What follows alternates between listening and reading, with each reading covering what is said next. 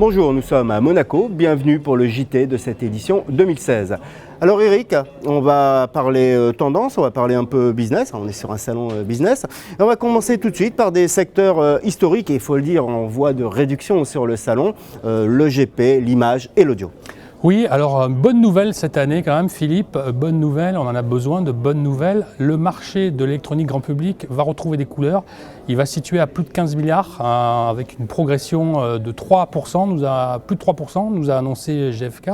Et qu'est-ce qui va tirer le marché cette année? C'est la télé. La télé. La télé et on a vu, il y a eu le passage à la TNT HD, le bon début d'année. Ce qui est très intéressant sur ce METPI, c'est que les grandes marques se sont retirées cette année. On a vu que Samsung n'était pas là, qu'LG n'était pas là, mais il y a de nouvelles marques qui sont présentes. On a vu Schneider ici, on voit Grundig qui est là depuis un moment. Le retour de marques comme Toshiba qui est distribué par un nouvel acteur, mais également d'Hitachi. Qui a été repris par un nouvel acteur, parce qu'avant c'était des Darty qui distribuaient, qui avaient la licence.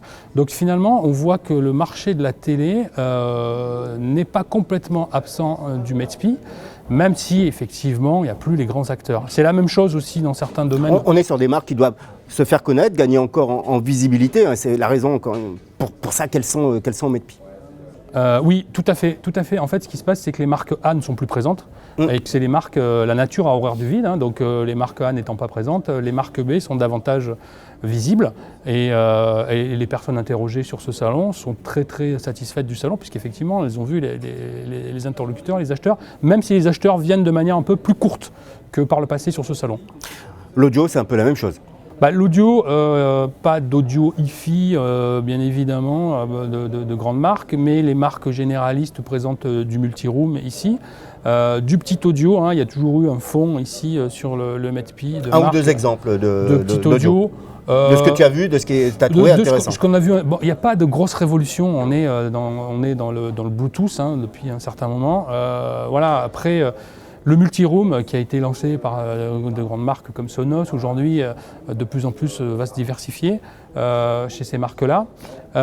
Non, l'innovation, elle est surtout, on va dire, dans le domaine de la réalité virtuelle ou des objets connectés, on va en parler tout à l'heure.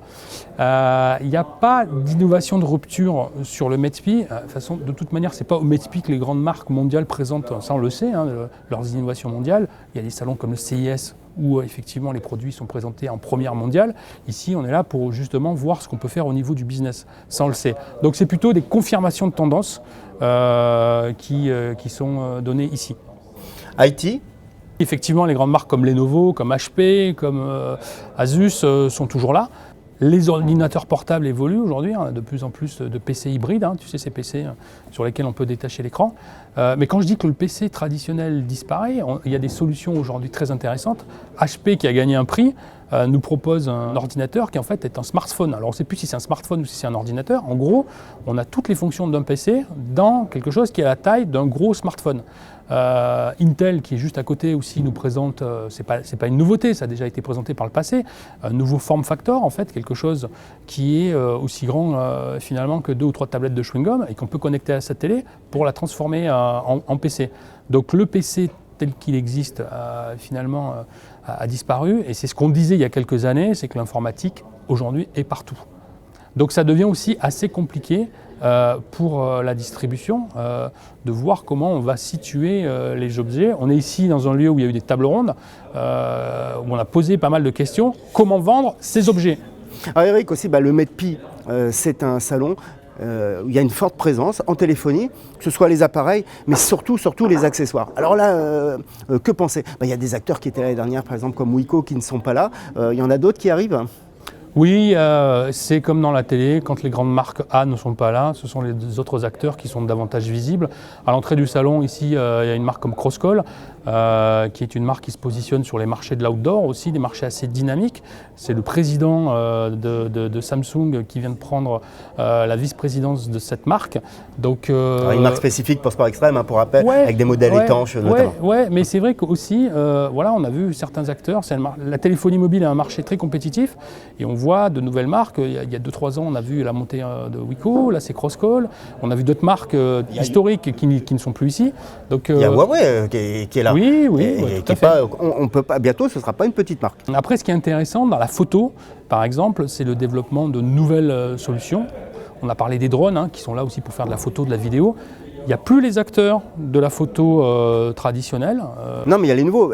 Parlons de l'Action Cam, qui est quand même un produit qui se vend énormément. Tout à fait. Bon, lancé par GoPro et puis décliné par beaucoup d'autres marques. Il y en a beaucoup d'autres. Oui, il y a pléthore d'offres. Oui, comme il y a pléthore d'accessoires dans le domaine de la téléphonie, des accessoires de protection, bien évidemment les coques, bien évidemment les produits de charge aussi qui évoluent.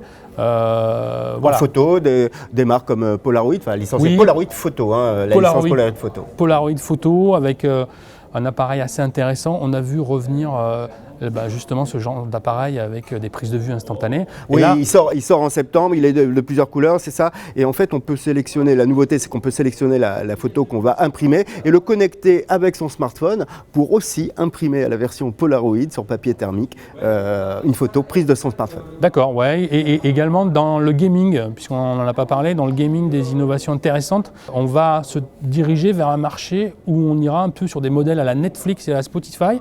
Donc une petite console, par exemple, qui va permettre de prendre un abonnement, de ne plus acheter les jeux et de jouer directement en streaming. Donc des nouveaux business models, parce qu'effectivement, tous les acteurs sont aussi en recherche de nouveaux relais de croissance. Bon, et toi, Philippe, qu'est-ce que tu as vu de ton côté dans le domaine de la maison connectée ? La maison connectée, le smart home, la maison intelligente. Alors, la maison intelligente, le smart home, qu'est-ce que c'est aujourd'hui ? Et là, parlons business. C'est un produit, la Netcam, c'est-à-dire ces caméras qui permettent de surveiller chez soi. Il y a des notions de sécurité qui sont très importantes, qui représentent quasiment le gros volume des ventes aujourd'hui. À côté de cette famille donc, des Netcam, il y a d'autres solutions qui sont peut-être plus difficiles à appréhender pour le grand public, hein, c'est-à-dire le contrôle général du chauffage, de la climatisation, etc. On a aussi des secteurs comme celui des ampoules connectées, représentés par des marques comme AWOX ou d'autres marques nouvelles qui arrivent sur le secteur, qui ont toujours une offre de plus en plus qualitative, mais qui ont encore du mal à trouver leur clientèle en magasin. Il y a pas mal de freins, hein, d'après ce qu'on entend aussi sur les tables rondes et puis les études sur la maison connectée. Il y a un peu l'angoisse des données. Oui. Et puis il y a aussi un manque de connaissance du consommateur, des usages en fait, de ce que ça va leur apporter. Je pense plutôt qu'on est sur un problème d'éducation. Ça reste un secteur qui est très médiatisé, mais qui doit être davantage aujourd'hui démontré, peut-être en magasin, on en parlera à la fin. Quelques produits emblématiques du connecté que tu as remarqué ? Oui, donc on va passer du smart home à l'homme en lui-même, hein, c'est-à-dire à l'être humain. Là aussi, l'offre est en train de se fidéliser au Medpi. On a des acteurs comme Terraillon qui reviennent chaque année. Donc ils sont sur un secteur qui marche assez bien en termes de connecté, de forme et de fitness. Ce sont les balances.